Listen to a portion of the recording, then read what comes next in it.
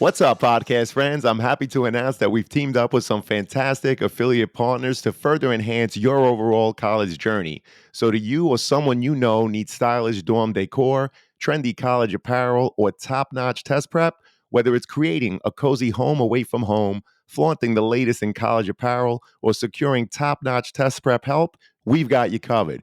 Check out our affiliate links in the show notes within each of these categories, which we believe will help you, our listeners. Please note that if you make a purchase through any of our affiliate links, the podcast does get a small commission. But rest assured that we would only promote products that we believe in and feel would benefit you, our listeners. So check out the links in the show notes and share with anyone you think may benefit. Thank you all and best wishes. Welcome to the CAP, the College Admissions Process Podcast. I am your host, John Durante, and it gives me great pleasure to introduce to you today Rachel Adelman, who's a regional admissions counselor at St. Louis University in beautiful St. Louis, Missouri. Rachel, thank you so much for being here today. How are you? I'm doing well, John. How are you? I'm doing great, and I'm even happier today that I have you on the show. This is another Jesuit school. I've been trying to get more of the Jesuits out here, so thank you so much, Rachel, for joining me. So can you provide us with an overview of what St. Louis University offers its students in terms of academic opportunities, and what sets it apart from other colleges and universities? Yeah, happy to jump in. It's a loaded question, and I love it. So, as you mentioned, John, we're a Jesuit university. We're actually the second oldest Jesuit university in the country and the oldest university west of the Mississippi River. So, we've been around for a while, over 200 years, Wow. but we're mid-sized. We've got just over 8,000 undergraduate students. With graduate and professional, we've got about 13,500. So, I always like to describe it as you'll see familiar faces every day, but there's no way to know everyone. So it's a really nice size, but class sizes are a lot smaller than our population, about 26 students on average per class size. So definitely that interpersonal relationship with professors and our students. We are pretty unique in the sense that we've got this interesting mascot. I don't know, John, if you've ever heard of Billiken before. I've seen it, and I was going to ask you about that. So what could you tell us about the mascot? Yeah. If you're curious, feel free to Google what a billiken is. But the billiken has been our mascot for a while. It is a mythical creature. He kind of looks like a gargoyle meets leprechaun type of a thing, but he's not based on an animal or anything. He is a mythical creature that represents good luck and things as they ought to be. So we like to say we have a lot of good luck running around our campus, but he's very unique. He's evolved over the years. I think he's gotten a little cuter every time we've rebranded. But if you see a billiken, you definitely know it's St. Louis University. Looking into some of our programs, we've got about 90 programs in total. The way I like to describe SLU is we excel in the STEM fields, but we're rooted in the liberal arts. So we've got a variety of ways to pursue healthcare, nursing, medicine. We do have a medical school associated with the university as well. Quite a few engineering programs. If you wanted to be a professional pilot, you could at SLU. We've got a great flight science program. Business, we've got about 9 different majors in business, quite a bit within arts and sciences. We have a law school, education, social work, public health, social justice. I mean, I could just go on and on. It's almost easier to say what we don't have as opposed to what we do. So it's also a great option for students who are not quite sure what they want to pursue yet. We don't expect you to have your whole life figured out by the time you turn 18 and graduate high school. So we have lots of options for students going forward. We do have a few accelerated and competitive programs too. For example, our medical scholars program is very similar to a BSMD. I say similar because it's a guaranteed interview as opposed to a guaranteed spot with our medical school as a high school senior. So we have a few of those types of programs. We also have accelerated programs like our physical therapy is a 6-year program. Occupational therapy is a 5-year program, and it's direct entry. You skip that year essentially because we accelerate it for you. So lots of different ways to pursue a unique education, a unique pathway. And then I think the one big thing that really sets us apart from a lot of other universities is our Billiken Promise. And our Billiken Promise has really 3 facets to it. The one that I love talking about the most is we happen to have our own campus in Madrid, Spain. So we technically have two campuses, but we guarantee a semester abroad over in our Wow. Madrid campus at no additional cost to our students. So, especially if you want to go abroad, highly, highly recommend looking at St. Louis University and especially going to that Madrid campus. We also have a commitment to affordability. So we guarantee that our merit scholarships will actually last an extra year. So it's guaranteed through 5 years as opposed to four. We do not anticipate it'll take you longer to graduate than 4 years, but just know it's kind of a back pocket financial aid offer too. And then we offer a SLU Difference Award, which is an additional $10,000 that students can use towards select graduate programs, should they want to pursue that, Wow. or summer or winter courses too. And then the last part of the promise is our SLU EXP. It's our SLU Experiential Learning Program. So opportunities for some great internships, both virtual and in person. So that's something that sets us apart, the Billiken Promise. Well, I love the Billiken Promise, and you gave us so much to chew on, including number one, that you are the second oldest Jesuit school. St. Louis University is over 200 years old, so I could only imagine the rich traditions and history. Approximately 8,000 undergraduate students. You're at about 13,000 with your grad students. You mentioned that there are 90 academic programs, and I like what you said. You're excelling in the STEM fields, but rooted in the liberal arts and the Billiken Promise. Guaranteed a semester abroad on your campus in Spain. You mentioned that your merit scholarships, it's for 5 years. Again, not that everyone has to stay for 5 years, but just in case, you're good for 5 years. And you even give money towards graduate school, which is amazing. And another statistic that I'll share is your retention rate, which is at about 90%, which means that your students not only come to your campus and have so many programs to choose from, but they seem to be really happy and return year after year. So, Rachel, can you tell us about the student life experience at St. Louis University and what kinds of extracurricular activities and organizations are available to students so that they could keep active once classes are over and on those weekends? Absolutely. Yeah. As you said, I mean, our students are proud to be Billikens, are proud to be SLU students. So they're also very, very involved. I feel like the average student is involved in at least two or more clubs. Sometimes the students who work in our admissions office, I swear they're a part of seven and leaders in three or four of them. So our students are heavily involved. We have over 200 clubs and organizations on our campus. So very easy to find your spot, find your space, and enjoy your student life experience. We've got everything from student government opportunities, intramural opportunities. We tend to get a lot of former varsity athletes coming to SLU, so wanting to stay competitive in their sport, even if they're not quite at the Division I level. Our intramurals are very competitive, so they're a lot of fun to participate in. Quite a few opportunities for leadership as well. If you want to be the president of an organization on the government board, we do offer a lot of those opportunities.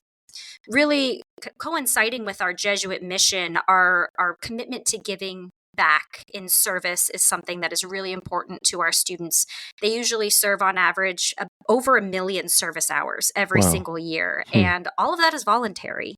So I think that really speaks volumes. We don't just get students who say, I've done service in the past. We get students who say, how can I continue to do that service in ways that are meaningful to students who are passionate about healthcare or passionate about social justice? They can give back in ways that they feel are impacting those groups that matter to them the most. So, service is a great pillar that we see a lot of our students participate in. We're also Division I sports. We've got 18 Division I sports at St. Louis University. Quite a few different ways to get involved, whether you are playing at the Division I level. But that being said, majority of our students are hardcore fans of our Billiken sports. I will say soccer, men's and women's, tend to be some of our most popular and most highly attended sports. That's in the fall. That's our football. As you know, many Jesuit universities don't have American football, so we're very Correct. big on our soccer. But we also have men's and women's basketball in the winter time. We've got baseball, softball in the spring, and then a number of other Division I sports that we offer too. So there's lots of different ways to get involved and really enjoy yourself outside of the classroom at SLU. Well, that's awesome. We talked about the high retention rate, over 200 clubs, D1 sports, not to mention that guaranteed study abroad program, which is amazing. So it really sounds like there's something for everyone. So, Rachel, I was really curious, what is your approach to the admissions process, particularly in terms of the criteria and factors considered when reviewing applications? Any insight that you could provide is definitely something that students and their parents are very interested in. So, take your time on this one.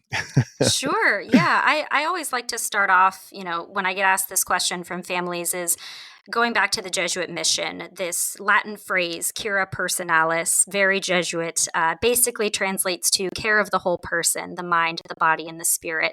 And so that's a very holistic approach to education. So we take a very holistic approach in our review process. So, what does that mean? Holistic is a word I feel like many admissions counselors like to throw around. It basically means that we are going to read everything you send to us and take our time with your application.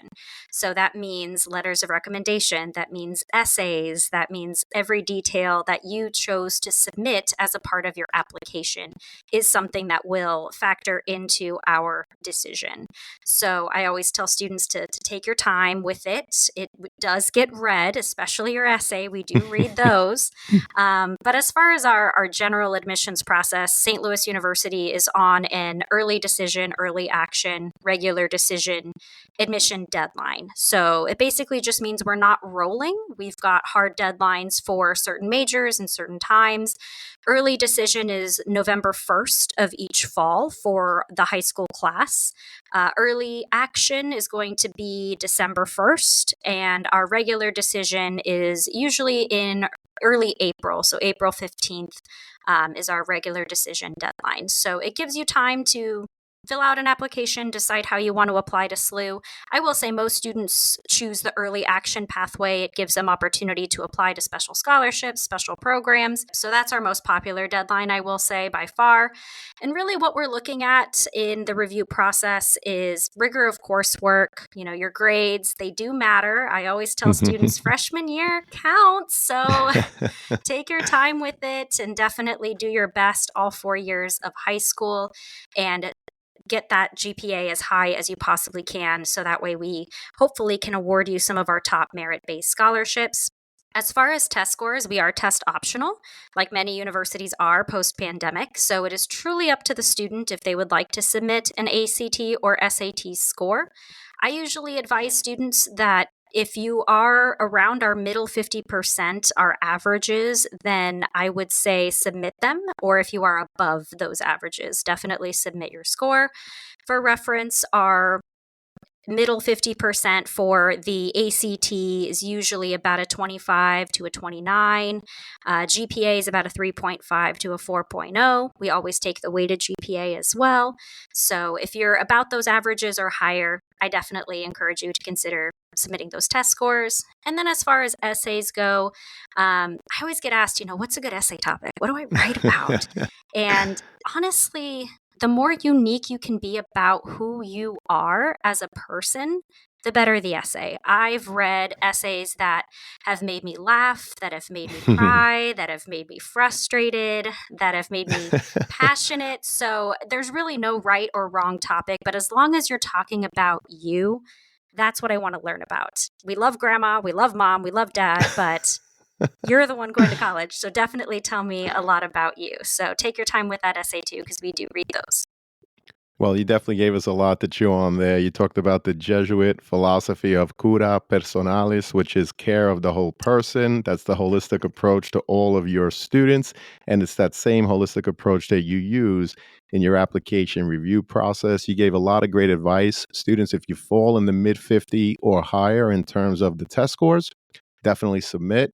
Be mindful of the fact that the mid 50%, of course, is probably a lot higher these days because only students that are scoring well are submitting. So that mid 50% is higher than it was, let's say 5, 10 years ago. So just be mindful of that and don't get discouraged. I also like how you talked about being unique in your essay. And you mentioned something that's been mentioned many times before, which is we love grandma and grandpa, but we're not looking to admit them. They're looking to admit you, students. So be mindful when you're writing your essays that the admissions representatives, they read so many of them. and you want to be unique, right? There's not a topic that Rachel is saying that you should or shouldn't do, but try to be unique.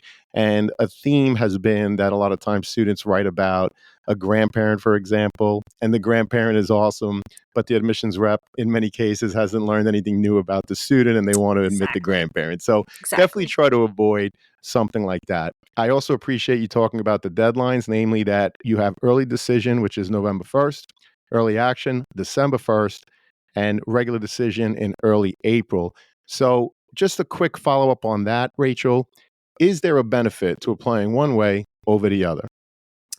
I mean, yes and no. I will say early decision is always the one I get the most questions of. So, early decision is that binding admissions contract, meaning you want to go to SLU, that is your number one choice. And basically, if you don't get in, you're not going anywhere else type of a thing. It's kind of a one or done, and it's a binding agreement, which means that if you do get accepted with the early decision pathway, that you do agree to attend St. Louis University. So there is an advantage in the sense that you're applying early, you hear back first with early decision, but it limits your ability to apply elsewhere, right? And to really see all of your options, take the time to make that decision. To whereas early action, you don't have that binding agreement. So you can still apply out, you can see what universities offer you, look at all of your options, take your time and decide by that May 1st deadline. That being said, you'll hear back just a little bit later, but you will still get priority consideration for scholarships and special programs. So I will say early action tends to be the most popular deadline for our students just because you don't have that binding agreement and you still have all of those options open for you. Well, we appreciate that as well. And can you share the percentage of students that apply from out of state? And does the application process differ based on in state or out of state status? Yeah, this is a great question. So I'm a regional admissions counselor. I'm actually based on the West Coast for St. Louis University. So I will say we have quite a few regional admissions counselors. And with those regional admissions counselors, you do get a really well rounded incoming freshman class. So we do have students from all 50 states. Our out of state percentage is about 63%. Wow. Uh, Big states we get a lot of students from Illinois, the Chicagoland area, we get quite a few from there. California, which is where I am. So, yay, job security, but a lot of great students coming from California, the West Coast. We get quite a few from Wisconsin, Texas, just to name a few. But we're also very internationally represented. We have 87 countries currently on campus represented here at St. Louis University, and hoping to even grow that further with our undergraduates and our graduate students coming from internationally. We're also not a backpack campus. So I get that question of even if you Hmm. are local, what is there to do on the weekends? Do people go home on the weekends? They don't. They never leave, and it's going back to our involved students and how there's just always something going on. Whether it's a weekend, whether it's during a holiday weekend, there's always something to do at St. Louis University. So many students will stay over the weekends, even stay over some of those shorter breaks, and enjoy their time there. But to answer your question about the application process, we're a private university, so there's no difference between in state and out of state. It's all the same across the board. Well, I'm glad I asked the question. It's 63%, approximately 63% of your students are from out of state. And I love how you talked about the fact that it's not a backpack campus, meaning that students stay on campus, which is, again, probably why you have such a high retention rate. So, obviously, in the application process, there are so many things that parents and students consider. Cost of college, of course, is one of them for so many families. So, what financial aid or scholarship opportunities do you offer prospective students? Yeah, there are quite a few options, and we recognize it. I always like to say that we recognize college is expensive. That's something that we really take into consideration when we craft our scholarship approach and financial aid approach at St. Louis University. And this year is a tough one, right? FAFSA has announced recently, or early January is when the FAFSA will be released. So that puts a wrench in a lot of our planning. And I have to say, I'm very proud that St. Louis University is taking a very proactive approach to this change. And that's something that I don't know many universities are. But what St. Louis University is doing ahead of time is we are putting our best foot forward in our merit-based scholarships this year. Hmm. So, merit-based scholarships, that is based on academics. So, whether you submitted a test score or not, or if you just applied with your transcript and GPA, we use that to determine our merit scores. Now, there isn't this fancy formula or anything. We look at everything that you send to us. But this year, our merit based scholarships are actually much higher than they have been in the Hmm. past in order to anticipate what's happening with the FAFSA. So we are essentially giving our best offer right off the bat, and I think families have received it very well so far. But merit based scholarships are usually the first opportunity at financial aid from St. Louis University. There's also a few competitive scholarships that we offer. We have two. One of them is a chance at full tuition. It's called our Presidential Scholarship. It is a competitive scholarship, so definitely a separate application is needed. With merit scholarships, we just need the application for admission. But with the Presidential Scholarship, you'll have to complete an application after you've submitted the application for admission.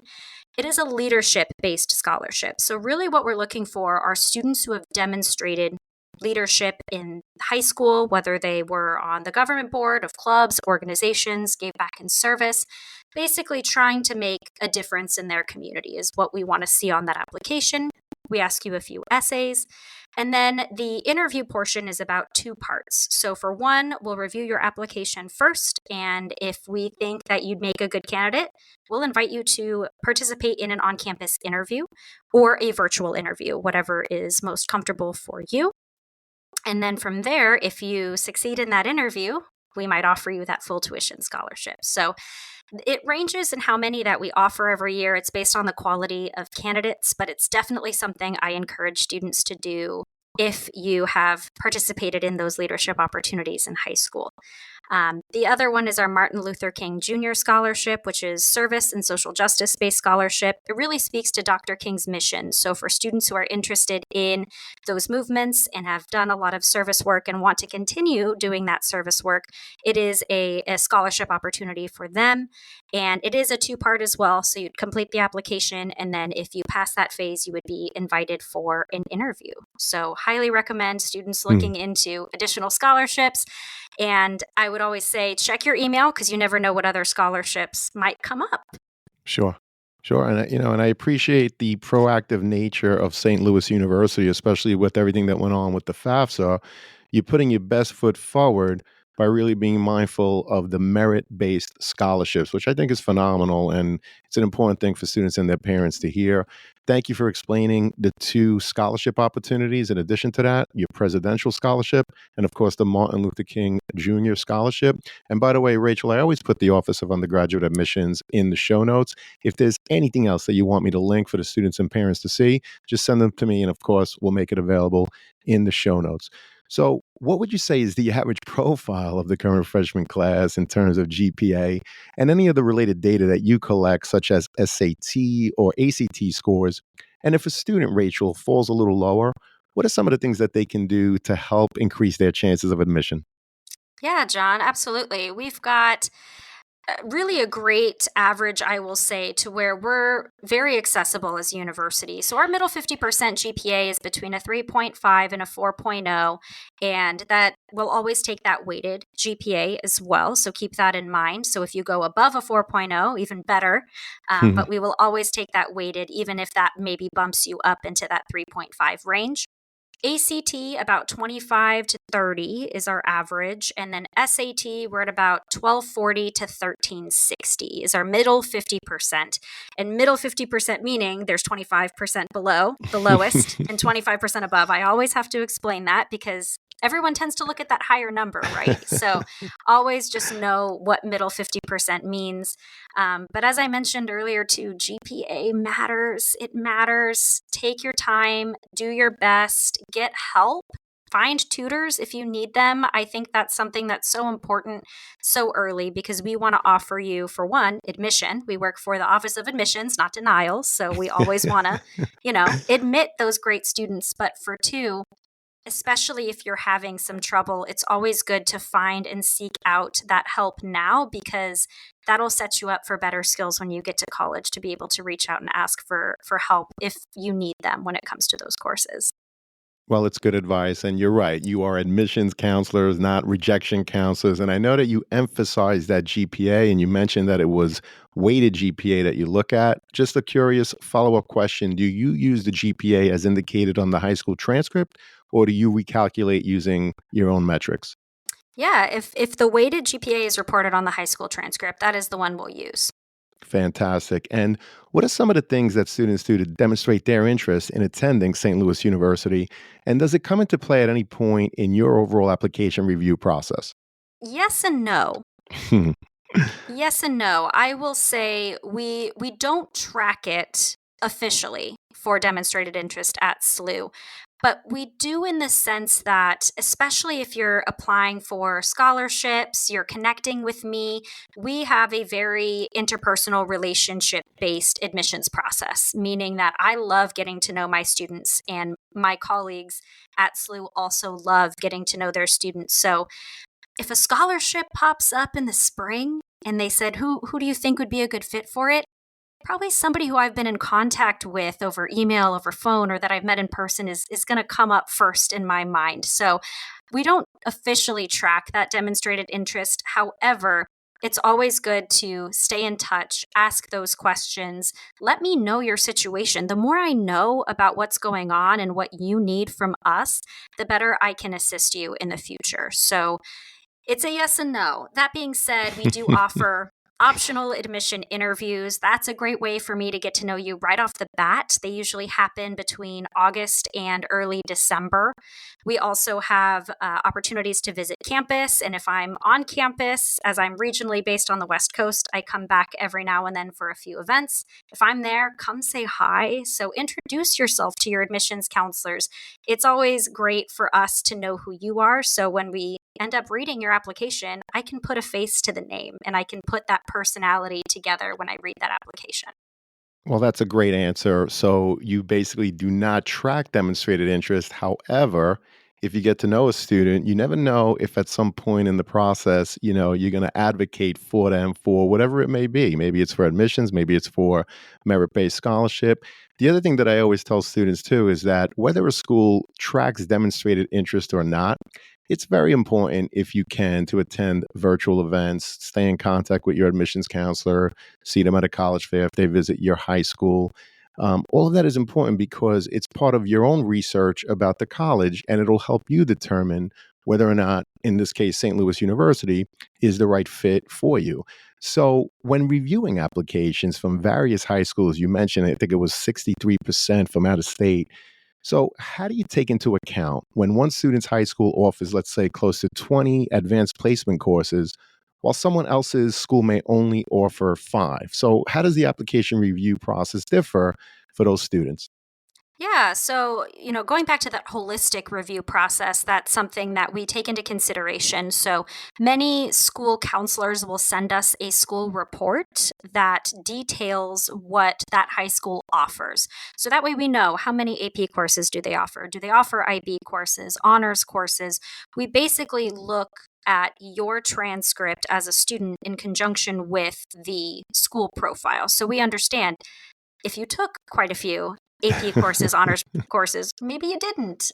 But that being said, we will always review in context of that high school. And many of us have worked in this field for a long time. We've developed relationships with high school counselors. We are very familiar with those high schools too. So we usually know what high schools have to offer and what those students usually take at those schools too. Well, we appreciate that. And Rachel, can you explain what opportunities SLU offers students that may have had an IEP in high school in terms of helping to ensure that they continue to be successful once they're on your campus?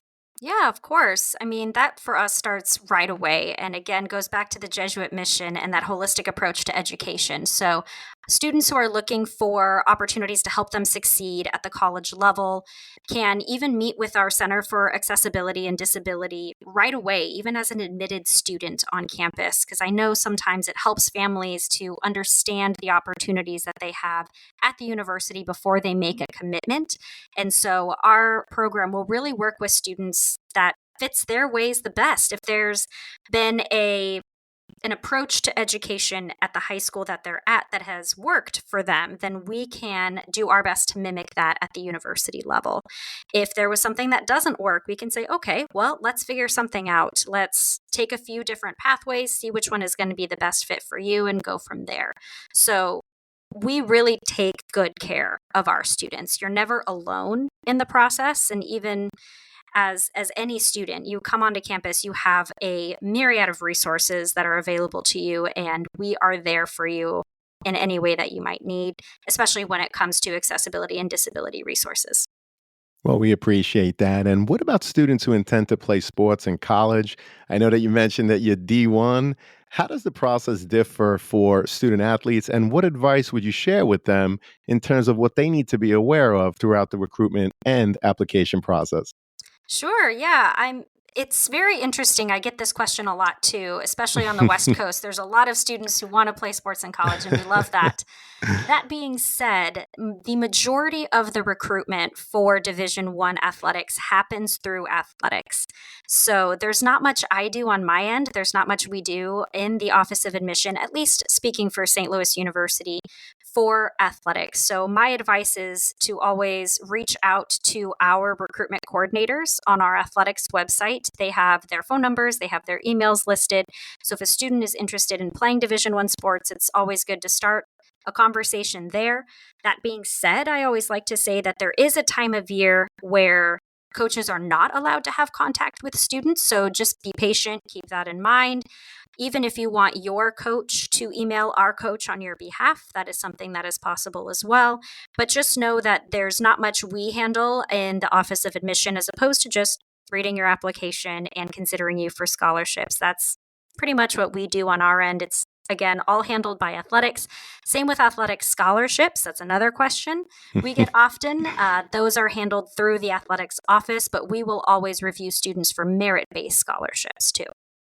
Understood. And potential student athletes, always make sure that you're up to date with the NCAA rules and regulations. Just check out their website, which of course I could link in the show notes, but make sure you're up to date on all of their rules.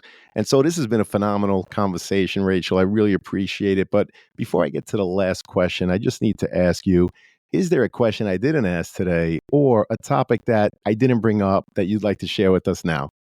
Sure. I mean, I work with students who are on the West Coast, and John, I know you're on the East Coast, and so I get the question of why the Midwest? And a lot of students are very curious about the Midwest, especially if you've never been or if you're unfamiliar with it. So I always like to talk about some advantages of going to college in the Midwest because it is often looked as those flyover states. And then, of course, I got to talk about St. Louis because I couldn't be on this podcast without talking about the great city of St. Louis. So, when looking at opportunities in the Midwest, I would say there are two words that come to mind when it comes to attending college out there. It's accessibility and affordability. Accessibility, internship opportunities, research opportunities, jobs. In the Midwest, you don't have as much competition as you might in a bigger city on the coast. For example, I'm near San Francisco, and there's some amazing universities out here in the Bay Area. But if you're trying to get an internship with Google, with Facebook, with any of those big companies, you're competing with thousands upon thousands of other applicants. Whereas in the Midwest, even if you're in a bigger city like Chicago, Milwaukee, St. Louis, Kansas City, your competition might not be as intense because there's just not that sheer amount of people there. Right. Right. So, the advantages of pursuing internships at St. Louis University, we often have more internship opportunities than we have students to fill them. Wow.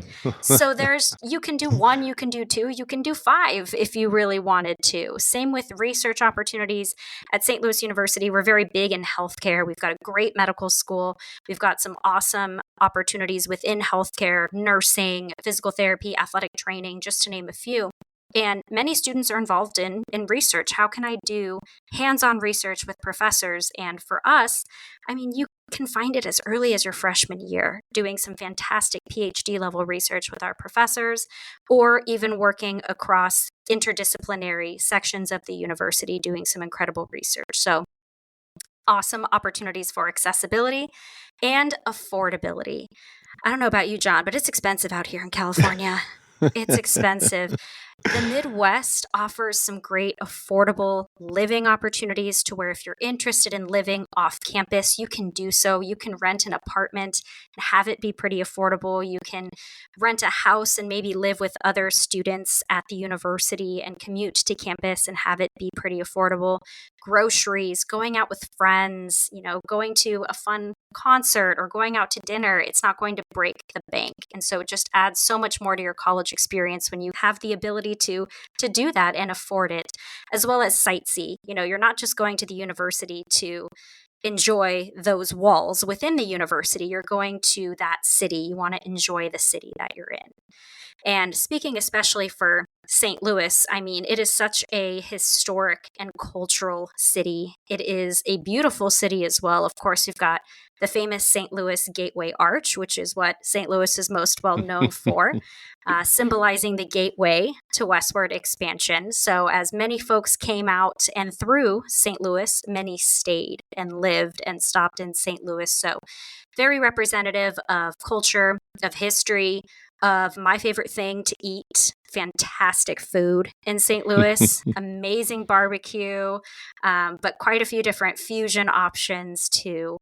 And then if you're a sports fan, oh my God, there's nothing like St. Louis sports. Nothing like it. Going to a Cardinals game downtown, going to a St. Louis Blues hockey game.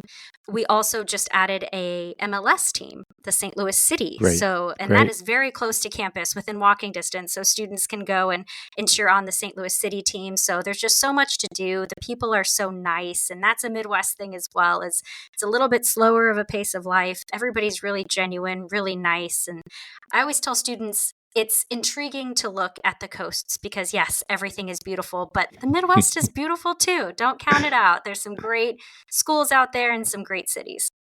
Well, I love that you mentioned the Midwest and how it relates to the overall college experience, not to mention the awesome city of St. Louis. So we really appreciate that.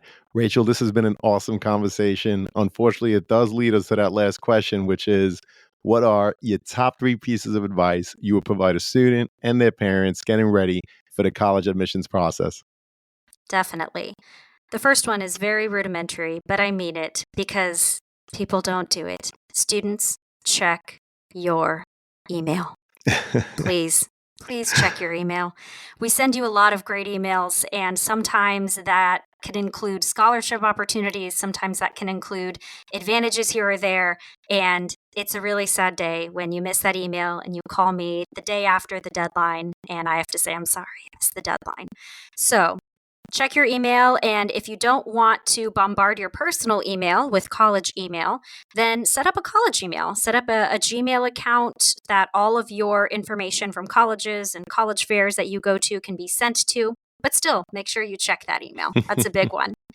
My other piece of advice is to do your research. There are some fantastic websites out there for universities, and I know St. Louis University is a very comprehensive website, a lot of great information on there.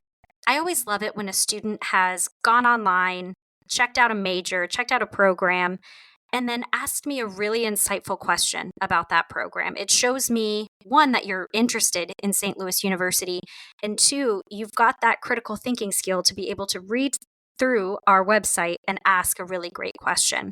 So just do your research, make sure you understand the program requirements, make sure you understand deadlines, and of course, if you have any questions, please reach out to your admissions counselors.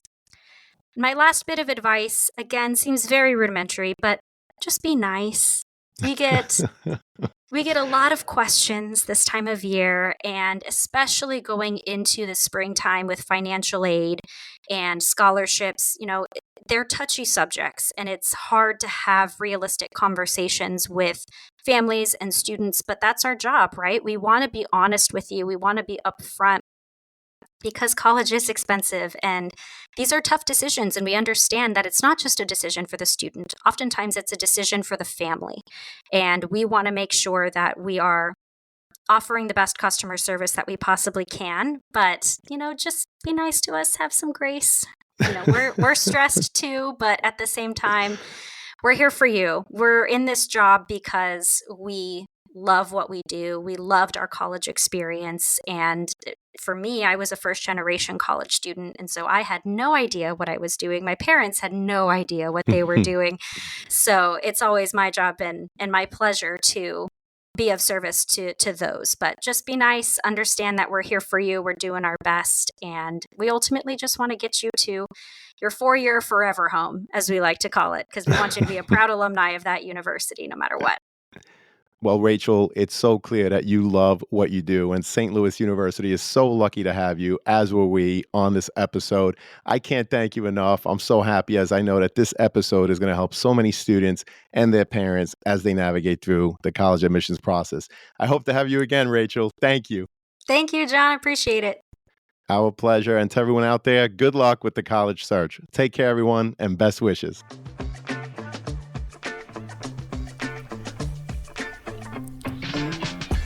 Thank you for joining us on this episode of The CAP, the College Admissions Process Podcast. We hope you enjoyed the show. If you did, please don't forget to tell a friend and follow us on Facebook, Instagram, Twitter, and wherever you listen to your podcasts. I am your host, John Durante, and I look forward to seeing you on the next episode of The CAP.